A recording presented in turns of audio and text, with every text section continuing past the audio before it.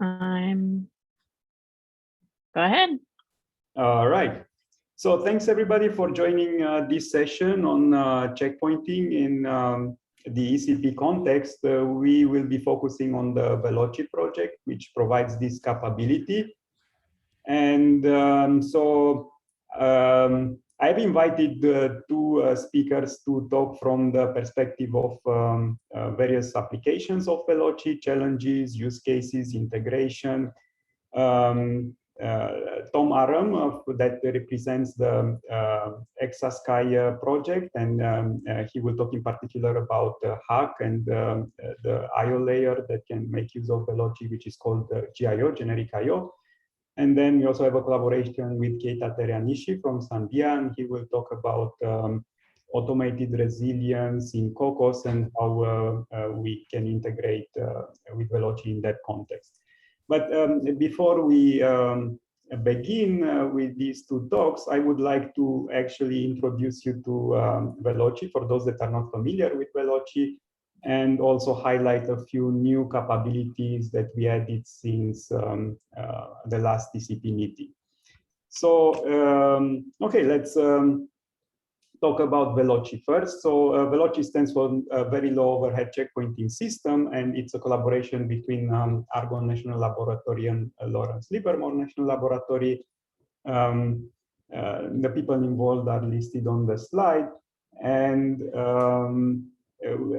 where do we actually need checkpointing in ECP, right? So we initially started with fault tolerance, and this is what we call defensive scenarios. So the idea here is very simple. We checkpoint periodically a large-scale application that is likely to fail. If you run it for a long enough time on, a lot of compute nodes. And in case of failures, then instead of restarting from scratch, we restart from the latest checkpoint. So that's very easy to understand. And this use case is very popular in HPC. But then we looked at other scenarios, what we call administrative scenarios, where we would like, for example, a job to be suspended before the reservation ends, and take a checkpoint and then continue it in another reservation. Or for example, if we have high priority jobs like on-demand jobs that need to run, otherwise you lose an opportunity to study data in real time or something like that, and you have batch jobs running on your machine, then you would like to make room for the on-demand job. And instead of killing the batch job, you could checkpoint in and then resume it later. Other scenarios are migration in this administrative context. So you can, for example, take a checkpoint on one machine and then resume the application on a different machine. You can debug easier at scale with checkpointing. If a problem, say, happens at scale after a long time during your runtime, you don't want to restart from scratch all the time. You want to restart from a checkpoint that is close to where the problem is happening. And then last but not least, we see increasing use cases of checkpointing that we call productive, and basically workflows use checkpoints to communicate between the producers and consumers, so it becomes a facilitator of this producer-consumer pattern. Applications need to revisit previous data sets that are important during runtime. For example, adjoint computations need to revisit checkpoints that they take in the forward pass in reverse order during a backward pass, or if the application needs to recompute certain values over and over again, then you can use checkpoints that you can cache, and so basically it becomes like a memorization framework.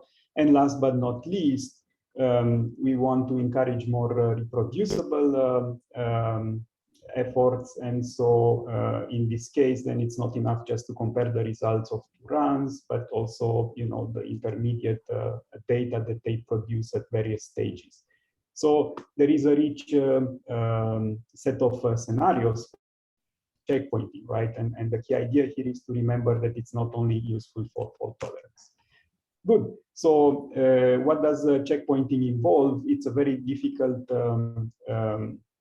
I/O pattern because you have a lot of data that distributed processes across all compute nodes need to write simultaneously. And typically, to make these checkpoints persistent, you will use the parallel file system, which has a limited I/O. And then you have congestion to the parallel file system, right? And this increases the overheads of checkpointing and lowers the performance of your application. So when we move at Exascale, this problem is exacerbated because we need to checkpoint more frequently on one hand to account for the fact that failures can happen more often. And there's also a design issue in that we have a ratio of compute nodes to nodes that is increasing. And so the pressure on the I/O subsystems is even higher.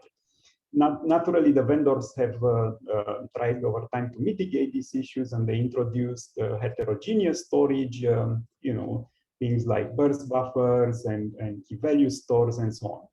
And we would like to leverage them to increase our I/O throughput and therefore reduce the checkpointing overheads. But now we have the problem of dealing with different vendor APIs and understanding the performance models and so on. And this is very difficult at application level. So ideally, you want to make it transparent and hide all this complexity in the checkpoint library. So here is where VeloC comes into play. And we aim at both reducing the checkpoint overheads and hiding the complexity of interacting with heterogeneous storage. And so the idea that we applied was to start from well-established techniques in the resilience community, multi-level checkpointing, which basically implies that you want to adapt your resilience strategy to the severity of failures. And say, for example, if you have a failure at the level of the application in form of a bug in your code, and you take a checkpoint locally on the compute nodes, on SSDs or in memory, then you can restart from there, right? You don't have to involve the parallel file system. You don't have to pay those expensive overheads. And even if you have nodes failing, and it's a small group of nodes, you can apply alternative strategies and still not involve the parallel file system by using partner replication or erasure coding and so on. And finally, to avoid catastrophic failures, you can dump the checkpoints to the parallel file system. Now, what differentiates VeloC from the past efforts is that it provides all these resilience strategies in asynchronous fashion, right? So the application blocks only for a minimal amount of time to take checkpoints locally on the SSDs or in memory, and then continues running, while in the meantime, then VeloC applies all these strategies in the background. And in terms of how the software is structured, basically we have a client library that the application needs to link with, and this is responsible for local checkpointing. And then we have a VeloC engine, which is possible to either link directly in the application, and it runs in a multi-threaded mode to provide these asynchronous resilience strategies, or it can run in a separate process, and that we call the VeloC backend. And in this case, there is an added benefit that if the application crashes, then the backend will not crash and will continue applying these resilience strategies. But the downside is that it's a little bit more complex to deploy different sets of processes on supercomputers. Another point that I would like to emphasize is that VeloC is easily extensible, so we can add custom modules in the asynchronous pipeline that applies all these strategies. We can add, for example, things like compression or calculating checksums to verify the integrity of the checkpoints on restart. And it's basically a generic framework for post-processing in asynchronous fashion. And Recently, we added support for various kinds of external repositories in addition to parallel file system, notably Deos, but I will get back to that soon. So how does the API look like and how do you interact with VeloC? So we have two concepts in VeloC. Basically, we do not take checkpoints by specifying explicitly the data structures at checkpoint time, but instead we separate the declaration of what data is important that you want to restart from the actual moment when you do the checkpoint and restart. And so this provides important advantages because many times you have data structures that are scattered all around your code if you have a complex application or potentially in different modules. And then at checkpoint time, you may not have access to those variables and pointers and so on, right? And this simplifies checkpointing significantly. And then there's also an aspect of convenience because you don't have to worry about how to assemble all these data structures. This will be the responsibility of VeloC, and also the aspect of performance. So you don't have any conversion or complex implicit post-processing that you don't need, and you can this asynchronous pipeline, and potentially you can even save the binary data in raw format if you wish. So the second aspect that I wanted to emphasize is also the fact that VeloC supports versioning. So if you look at code on the right-hand side, this is basically a minimal application that illustrates how to use VeloC. So you have the data structures that you allocate, you protect, and then you have a loop that say is a simulation. So in VeloC we can restart not only from the latest checkpoint, but from any past checkpoint in case we have say some silent errors that propagated from one checkpoint to another. So in that case, we don't want to go to the last checkpoint, but to the last checkpoint that we think is correct. And so we have this capability with VeloC, right? And the way we do this is we have a primitive to tell us what is the latest checkpoint that is lower than a given version. And then based on that, we can restart from it. And so restart and checkpoint are just simple primitives, very easy to use, only one line of code. Okay, so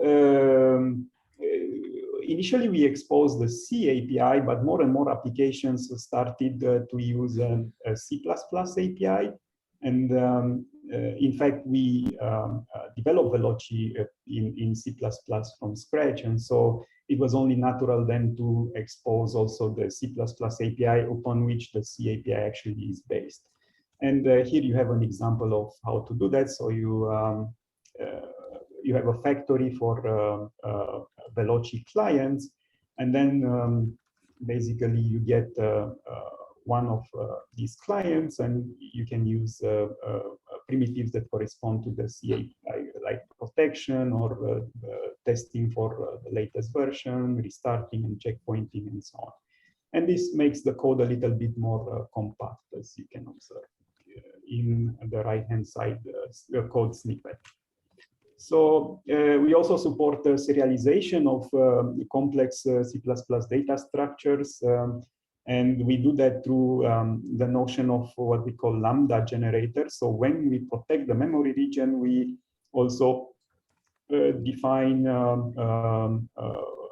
functions that tell VeloC how to serialize and deserialize the data when it's actually the right time to take the checkpoint and the checkpoint primitive is called. So the nice part about this approach is that we can mix and match different types of data structures with different ways of serializing and deserializing them. For example, we could use boost serialization or serial serialization or bit serialization, and all these data structures will be mixed in the same checkpoint. And even we can mix them with data structures that are defined without a serializer or deserializer, but by pointer and size. So then VeloC will be responsible to optimize in what order data is serialized and how the checkpoints are assembled and so on. So the user doesn't have to worry about this complexity of actually building a checkpoint, which was a problem in the past. We also have a Python API for those that are interested in Python. It seems that in the HPC community is becoming more and more popular. And so in this case, we provide a slightly different way of doing checkpointing. So basically, we have a member called protected in a Python class that will hold all the data structures that are part of the checkpoint. And in this example, on the right-hand side, we have, for example, a string and a list of numbers, and you can just create a tuple out of them.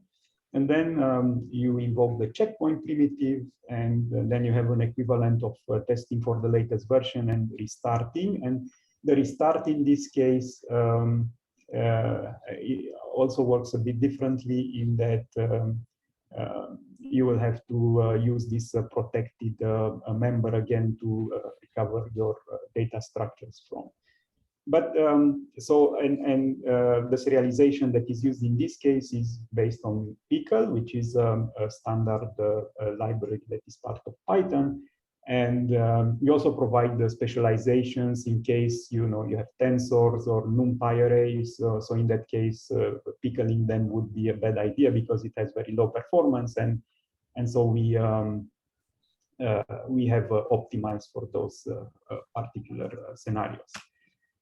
All right, so now moving on, let me also talk a bit about two new features that we have in VeloC. One is support for DEOS. So for those that are not familiar with DEOS, it's a next generation storage system that aims to solve the problems of POSIX and eventually replace parallel file systems. And in particular, it provides support for key value stores and complex versioning semantics and so on, right? How we address this in VeloC to link our API with what DEOS provides. So we introduced a modular storage layer support that allows users to actually write their own custom interfaces to external storage, and the API of these storage layer abstraction is listed there on the right hand side on the bottom. And then so on one thing, this is important because users can define their own support if they have other storage layers than DEOS. But for DEOS in particular, then we have an optimized approach that uses a low-level API that works with key value pairs and is optimized for flash storage and so on. So that's one of the features. And then the other feature I would like to highlight is asynchronous checkpoint aggregation. So the background for this is that if we use a parallel file system to persist the checkpoints, and in the default mode of VeloC, we write one checkpoint file per rank, we will end up with a large number of files, right?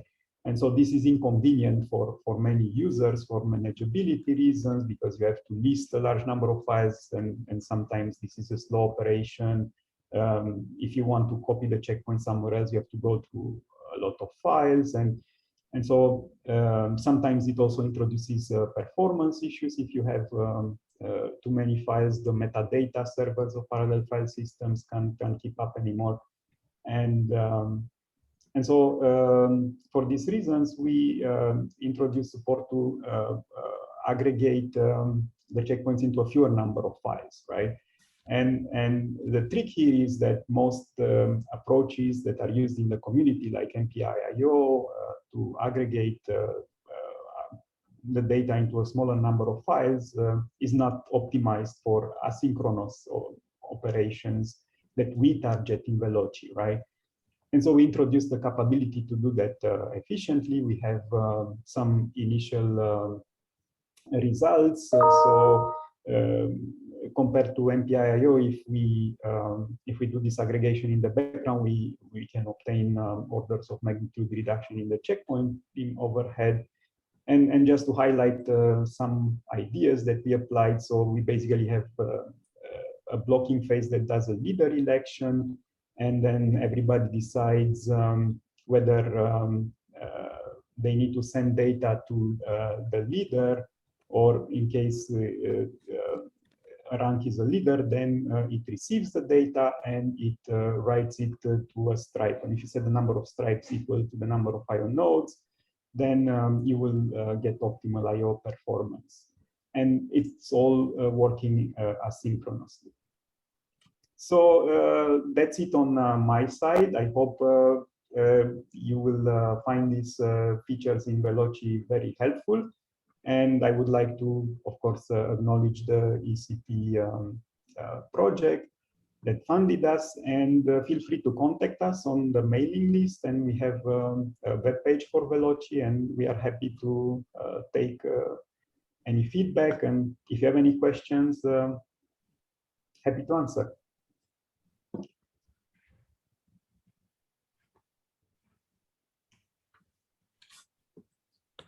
Okay. So maybe in the chat, if anybody wants to write.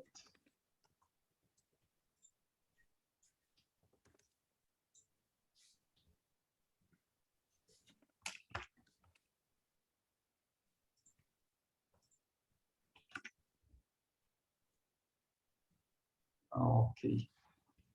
So in that case, then I would like to invite the next speaker, Tom Aram.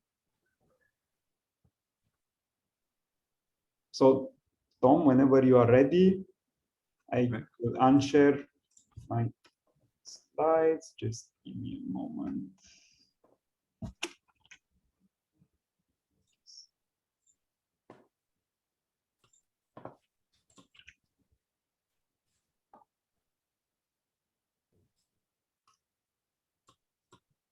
I think my Zoom has an issue here.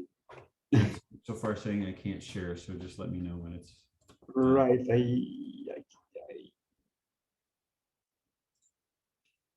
Well, I can't access that screen that allows me to unshare for some reason. Okay, I will just quit and rejoin, and maybe Elsa, you can help Tom bring his slides up. Thank you.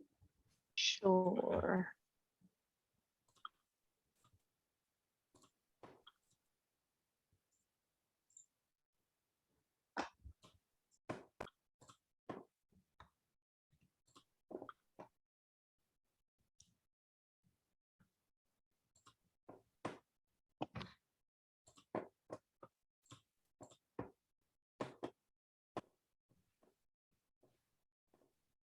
Hi. Can someone confirm that my slide is visible? Yes. Yep. Okay, very good. Thank you. So Bogdan gave a nice introduction to the details of VeloC, and I will talk about work that I did with Bogdan to integrate VeloC with Hack. Just an overview of Hack. If you're not familiar with it, it's a hardware hybrid accelerated cosmology code. It's an n-body hydrocode for simulating evolution of large-scale structure in the universe. The image that you see here is a visualization of dark matter particles and spherical overdensity halos from the Last Journey simulation, cited in this publication by Katrin Heitman. In this particular simulation, there were over 1 trillion particles. It was run on all of the Mira system right before Mira was decommissioned. Hack has a long history of running on all of the major computing systems at any given time, typically at scale, so it's always pushing the boundaries. and uses multiple different models for achieving this. Of course, MPI plus X for some different X's, including OpenMP and CUDA and OpenCL, HIP and SYCL and DSP++ are coming in now. There is, of course, some assembly code, and we're always adapting for future architectures. So there's always experimental code coming in. I mentioned Mira, but past systems have included, of course, Summit and Titan and Theta and Cori and Mira and Sequoia. And of course, we're pushing forward for Frontier and Aurora. I listed these in particular because these are the systems where Hack has, of course, run at very large scale. The design of Hack is such that there's a coordination between, say, long-range forces and short-range forces and kernels that run on individual compute nodes, and then periodically synchronize by communication between nodes.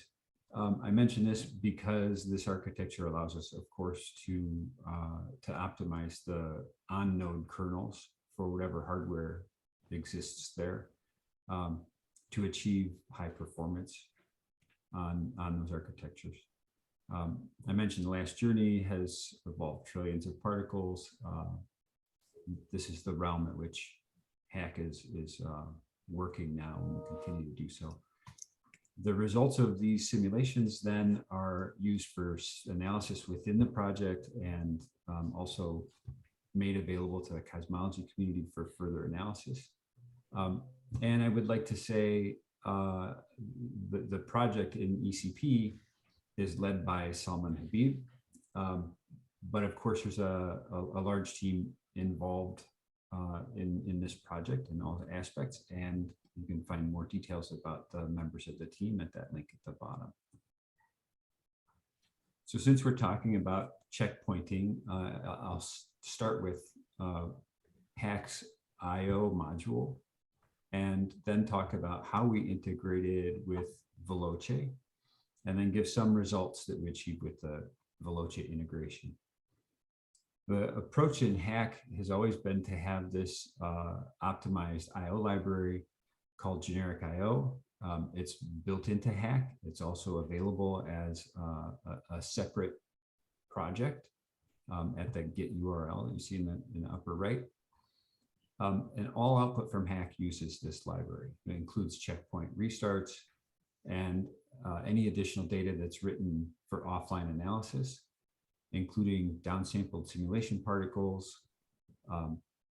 Dark matter halos are identified during the simulation in the intermediate analysis steps.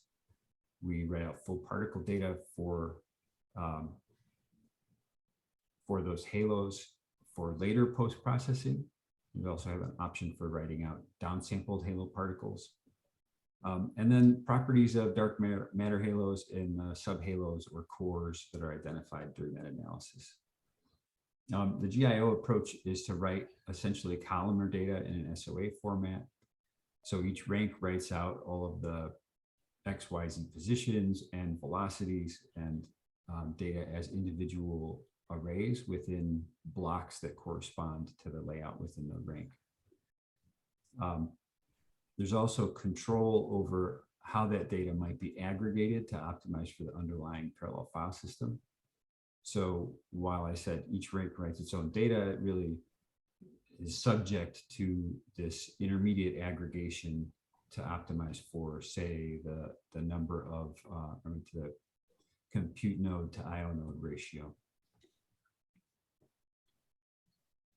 So I mentioned that Hack runs at near scale on these machines, and so checkpointing, of course, becomes a significant.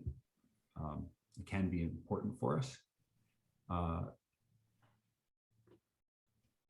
When we're checkpointing, we write all of the alive particles and the overload zone particles for that rank so that we can load them back in and not have to redistribute.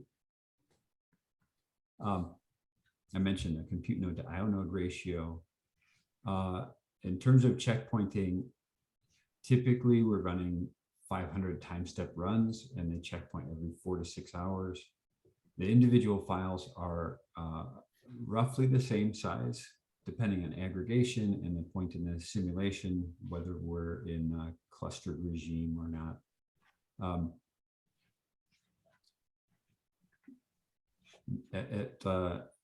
And of course, as with any of the projects that require performant checkpointing, the goals are speed and frequency. Generic IO itself adds some overhead, maybe on the order of 10% in terms of the runtime. VeloC aims to reduce this to essentially 0 by asynchronous checkpointing. GIO on if we talk about a system like Theta or another system with local NVRAM, GIO does not use that currently, but VeloC allows this. And if we look at how VeloC is integrated with Hack, we have a longstanding philosophy within Hack to maintain the simulation code and avoid any external dependencies in that code. There's an associated analysis framework for in situ analyses to run called Cosmo Tools.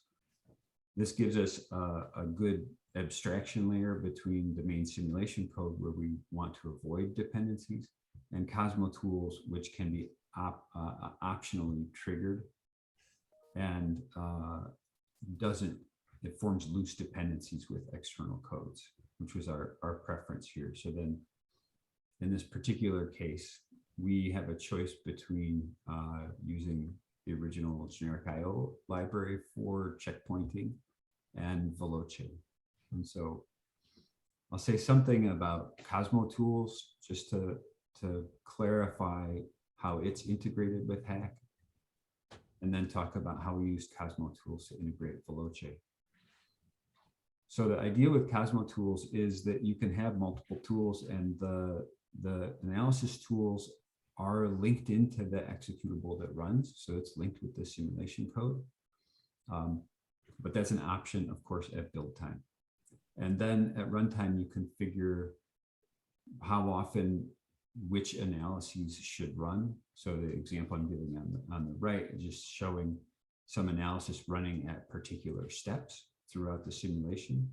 It could be configured to run every step or every at strategic steps as needed. And then after and the way that works is that the particle data is passed through the Cosmo Tools interface to individual tools at that time step, and the analysis is performed, and then simulation proceeds to the next time step. You can see that this is a convenient way for us to integrate VeloC for checkpointing, because in between simulation steps, we just create a VeloC tool within Cosmo Tools, and it obtains all of the simulation particles and performs a checkpointing, and then returns to simulation. In this case, because VeloC is acting asynchronously, it returns effectively immediately, thereby reducing the load for checkpointing that we would normally see. We could also be using this to support co-processing, so transferring data to intermediate storage for use by jobs on a different system. We talked specifically about how VeloC is integrated. I have this pseudocode on the right, and I mentioned this in this configuration in Cosmo Tools to decide which tools should be triggered at what time. One part that's missing from that is for restarts, because restarts don't fit into that paradigm. We did have to add some support for Cosmo Tools to be called to read restart files via some abstract interface. So it's, again, optional, but it's outside of the normal approach to Cosmo Tools running. which happens only between simulation steps, not at the start of the code. So we achieve this loose integration through the abstraction that comes up in terms of reading restart files, but then also periodically between simulation steps.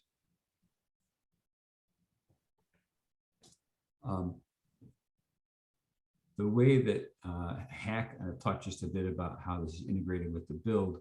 So Hack manages different environment files that control what's enabled at in each build. It encapsulates details of the system that you're running on, but also the libraries that should be linked and the tools that should be added. And so I give a simple example here of in this bash environment file, the VeloC parameters are commented out, but we can easily uncomment them, and then that's included in the build. I only mentioned this because, again, it's a matter of us having the option of including it. And honestly, we do this so regularly that it's important to have a clean interface for additional integrated tools. Looking at just some results that we've obtained from this, we see on the top, we see results from runs on Theta on 128 and 768 nodes, and some performance projections for larger scales. And we see in this case, it's both checkpointing to the local SSDs on the Theta nodes and to the local RAM disk on the system. And we see good scaling there. It's essentially reducing the checkpointing time to 0. And on the bottom in this table, you see runs on Summit on 1024 and 4096 nodes. And the checkpointing overhead going from, with GIO, going from 11 seconds to about a half a second with 1024 nodes, and with 4K nodes from 90 seconds to less than 0.1 seconds. We do see with VeloC some async interference. So while it's potentially allowing the simulation to proceed immediately after checkpointing, there is some slowdown of the next simulation step. So there is some work that needs to be done in terms of interference mitigation. VeloC, Bogdan might comment on whether on the state of that. I don't know if that remains to be done. But I think based on these results, it's clear that we got an advantage from integrating VeloC. Just in summary, excuse me, while Hack is heavily invested in generic IO and is very closely tied to it in terms of the library for writing data out and the generic IO format for downstream processing of the data, we can integrate with VeloC for checkpoints and restarts because it's transparent in terms of our access to the restart files, meaning for checkpoints and restarts, we can checkpoint in an intermediate format and restart from that and proceed. But any of the other analysis outputs must be written in GIO because all of the downstream tools will read those in that format. Looking forward on next-gen systems, we'll have interesting future storage hierarchies. And so there'll be opportunities there for GIO and for tools like VeloC. Bogdan was talking about these to some degree, about on-node NVMe and managing offload to the parallel file system, and Deos on Aurora, which you may have access to now in terms of testbed systems. And then another thing that we've talked about is, as I mentioned, being able to, through this interface, to take the data through Cosmo tools and offload it for checkpointing, but then also for the possibility of offloading it to another system, which would give us a similar cooperative analysis with very low overhead. Even though our analysis times are reducing as we continue to improve the performance of the analyses, if there's a significant overhead there or analyses that can only be performed on the full data, then it would make sense to offload that data in bulk rather than through some downsampling, which would then be run in post-processing.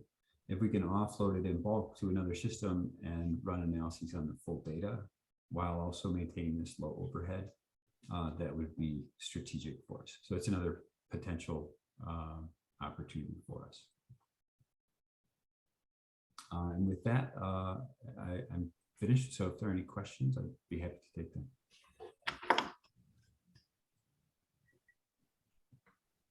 Thanks, Tom. So I can see that there is quite a bit of activity in the chat. So feel free to ask also questions directly.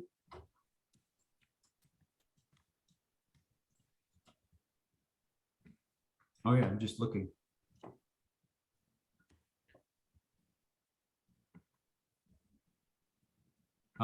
Is the hack IO benchmark a good proxy benchmark for the hack checkpoint path? I think so. We would have to look at configurable parameters there, and we'd be happy to talk with you about that.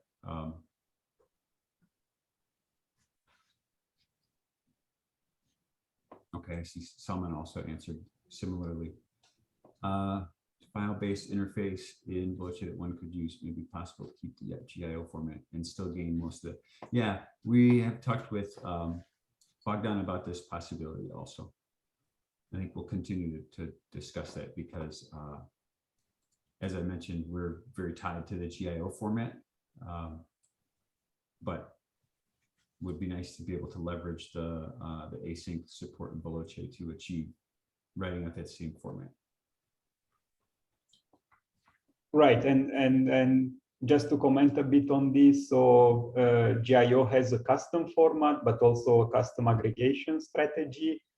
And then we can take advantage of both aspects, right, when making things asynchronous with VeloC.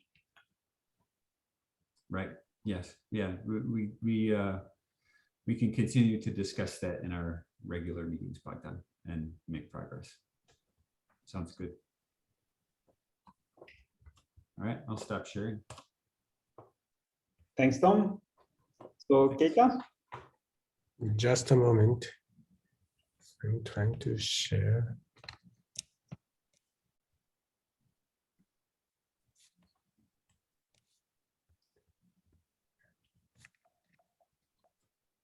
Bogdan, while he's getting ready, there's another question in the chat for you. Yes, the question is, what are the plans to avoid interference? So we started an experimental direction that uses neural networks to try to predict the interference and then adjust the IO based on that. So I encourage you to read our work on that. It was published in Europar, I think 2 years ago. But basically, yes, bottom line, predict interference, not only react to spikes, right? And then plan IO in advance.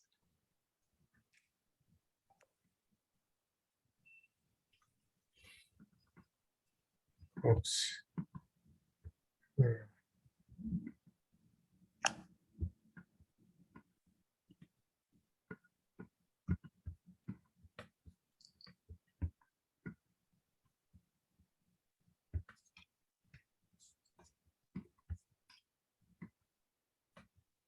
Is it sharing? Yes, but it's not in presenter mode, Keita. Okay, but how to do presenter mode? I think there must be presenter mode. Is it presenter mode? Now, yes. Okay. All right. So, okay. So let me start. So my name is Keita Teranishi from Sandia National Laboratories, California. I'm going to talk about our ongoing work of integration of VeloC and to realize usable and scalable resilient programming model and runtime. And before going into detail, so I think already Bogdan mentioned about the issues and goals for resilience solved by VeloC project. And I think we are also sharing the vision, even though we are not funded by ECP, we are funded by ASC CSSE project. So we think there are three major elements of designing large-scale, high-performance computing systems: and performance, power, and reliability, and also usability. And that actually contributes to time, saving in time and energy, and also serving correctness. And this talk is just demonstrating how we integrate three major resilience and fault-tolerant programming model components, and which is based on MPI-ULFM. It is a proposal for the future MPI standard to allow online recovery without killing all the processes for MPI, when failure happens with MPI program. And we are also trying to integrate our ongoing work on resilient COCOS, which is an extension of COCOS performance portable programming model for HPC systems, and allowing some redundancy and checkpointing capability. And finally, we are trying to integrate them with VeloC. And this talk is based on the poster presented by Matthew Whitlock, a PhD student in Georgia Tech, and he made a great poster presentation at SciMPP 22. Unfortunately, this year the conference was virtual, so we didn't have much interactions. So I'm hoping it is going to be a good review of his poster presentation. And here is our approach of integration. So we build a program for HPC applications consists of three major components: component for data recovery, component for control flow recovery, and also control for process components for process recovery. And I'm also showing three layers of different approaches. And for data recovery, I'm going to present about how we do it with VeloC. And IMR is in-memory checkpointing. I call it in-memory recovery. And for control flow recovery, that means user have to change the code manually to allow the way to use way to recover the data or program using checkpointing, checkpoint interface such as VeloC or IMR. And we are also providing some automation through resilient COCOS interface. And the last thing is process recovery, relaunch, which is a checkpoint restart. And another option is online recovery using Phoenix. And by the way, I also forgot to mention control flow recovery. We could also have a partial consistency. That means some applications that allows some inaccuracy in the recovered data. And for example, if you are doing sparse iterative solver, maybe the failure actually causes one of the process to not to update the as an intermediate solution, but you can still use the ongoing that data for, towards the convergence. And in that case, maybe partial consistency can tolerate a certain type of change in the application data. But we are also putting that idea in our approach. Anyway, so we are trying to combine MPI ULFM. We extended the MPI ULFM called Phoenix, which is our programming extension, and resilient COCOS, which is the extension of COCOS, and VeloC together. And I just want to give a brief overview of Phoenix. Phoenix is an extension of MPI ULFM. It is MPI, proposal for MPI standard, and which gives only minimum set of low-level interface to leave the program ongoing upon process failure. It doesn't say anything about how to recover the data, how to bring the application context back to normal. So for this reason, we decided to extend MPI ULFM interface through Phoenix and which we provide some specifications in one of our technical report in 2016. And we basically allow the idea of spare processes that can fill in the lost process of MPI program execution. And in fact, with many MPI programs, many failures of MPI programs are based on comes from single process or single node failure. So that's why our approach works in most of the situations. And here is just a user interface of Phoenix. So Phoenix has major interfaces, which is Phoenix init and Phoenix finalize, and which basically Phoenix init is called right after Phoenix, MPI init, and Phoenix finalize right before MPI finalize. And the idea is using the idea of a spare process, we create new communication, which is we create a special communicator for just a program execution, and also another communicator for spare ranks.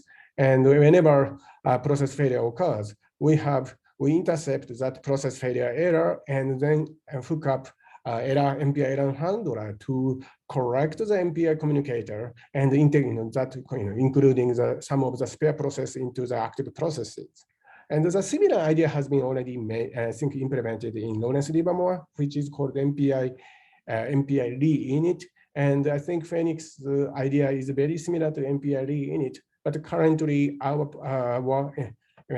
currently Phoenix is also trying to extend its capability to not to roll back when failure happens, so that we can allow localized recovery without rolling back or without paying major cost to re-execute the sum of the programs.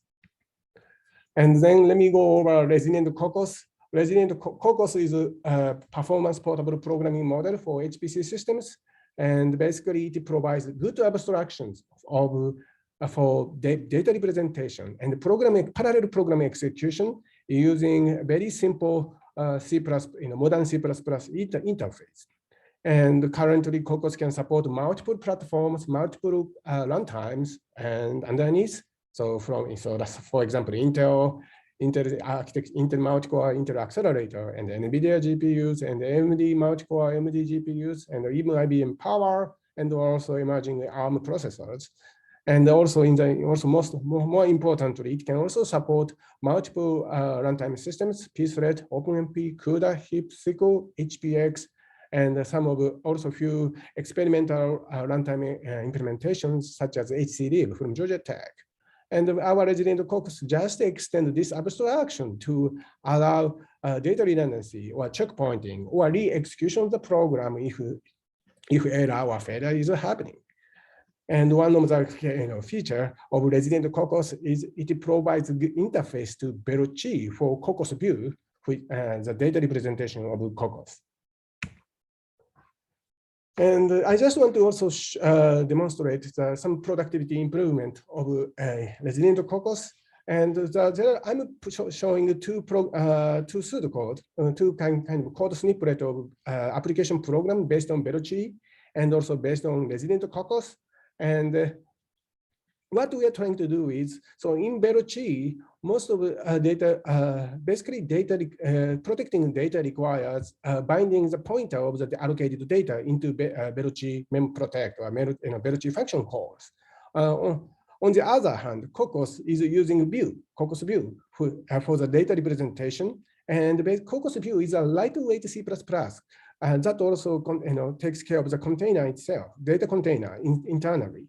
And we are just extending some Cocos view capability to bind allocated data in the container into VeloC's checkpointing capability. And on top of that, we provide very simple Lambda interface, Cocos resilience, and so that the user can delineate the program to indicate which part of the program needs to be protected. And since we are using Lambda to capture all the active Cocos views and also plus some little thin, very lightweight runtime support to track the state of the Cocos view, so that we can actually automatically checkpoint the Cocos view and also automatically recover, reload the checkpointed Cocos view when recovery happens. Okay, now I'm going to more details of the our resilient programming model integration. So I think in the beginning of the presentation, there's an illustration of 3 layers of 3 different components. But in fact, there are lots of heavy lifting required in order to make a seamless integration together. And so there are 3 columns. Left is process recovery performed by Phoenix and MPI ULFM. The column in the middle is control flow recovery performed by resilient COCOS extension, and the data recovery, which is performed by VeloC.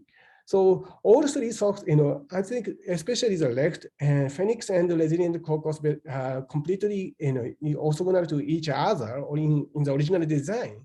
However, in order to integrate, in order to make seamless integration, there are lots, we have to make some connections between them, and which is represented by arrows between the process recovery and control recovery.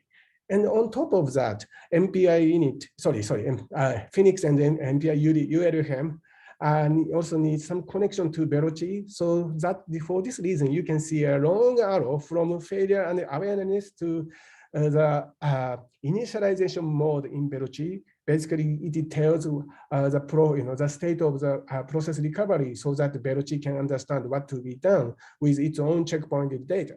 And also, I also have to tell you about some connections between resilient COCOS and VeloC.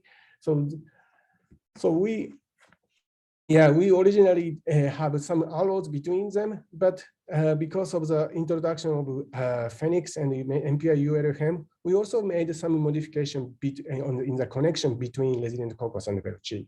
So there are some work done, but I think that also indicates if you want to create, construct, develop a resilient library for resilience, you have to think about interoperability. How other resilience or fault tolerance capability can be integrated together. And this, I think this was a little bit painful experience for us, but at least we understand how to do this. And maybe in future, if we want to create a same type of recovery or resilience or fault tolerance capability using multiple components, we have to, I think, design more carefully. Anyway, so now after a lot of effort in order to integrate them together, now you can achieve scalable online recovery of MPI program. Now on the left-hand side is just our original MPI program, and you need to add a few extra function calls or resilient COCOS calls in order to make your application scalable, to achieve scalable recovery without killing all of your processes when recovering, if failure is happening. And I just want to show a very simple performance result. It is just a case study of 2D stencil. I think checkpointing at every 100 iterations and running more than 1,000 iterations. Sorry, I don't have exact data with me right now, but it is tested on Cray XC40, which is a 2 Intel Haswell CPU per node.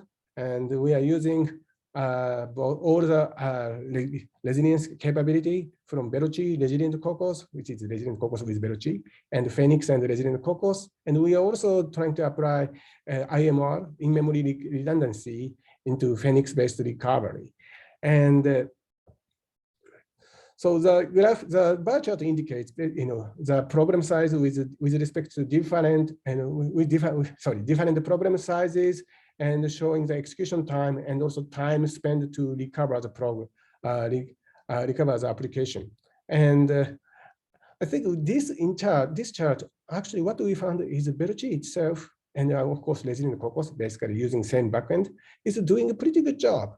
And however, if we apply more stuff such as Phoenix and resilient COCOS, or Phoenix IMR and partial recovery, we have some saving in the recovery cost. So I'm also showing the details of the cost for the recovery, and the red portion is indicating the time spent for recovery. I mean, basically time after one of the process failures. And as you can see, we see little saving of using online recovery you can, from, like it is performance between resilient cocos and the Phoenix plus resilient cocos.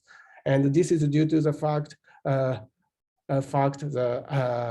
typical checkpoint restart requires tearing down MPI, all the MPI process, and restart the MPI process in the same batch session. And it requires a few seconds in order to do that. And also, if I will use IMR in-memory redundancy just as it is, we didn't get much performance gain. This is really because VeloC's asynchronous checkpointing is doing a pretty good job to avoid explicit overhead for writing and reading data, especially writing the data. However, and on the other hand, our IMR requires some synchronization between all the processes during the recovery. So that's why we didn't see much difference between them. And I'm also just showing the cost for the partial recovery, but it is only applicable for the for certain set of applications that can tolerate a small and some perturbation of the local data. So anyway, so I want to finish my talk at this point. And if you have any questions, please let me know. Thank you, Keita.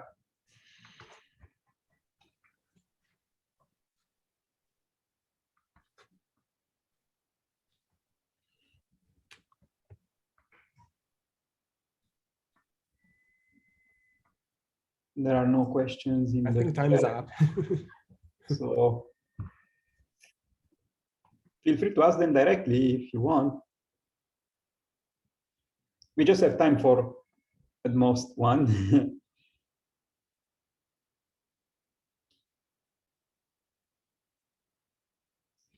What are the future plans, Keita? Maybe very briefly, if you can comment. Oh, the future plan is doing more detailed analysis, and we are going to add mini MD, not to this, mini MD or a couple of mini applications to understand realistic and more realistic situations.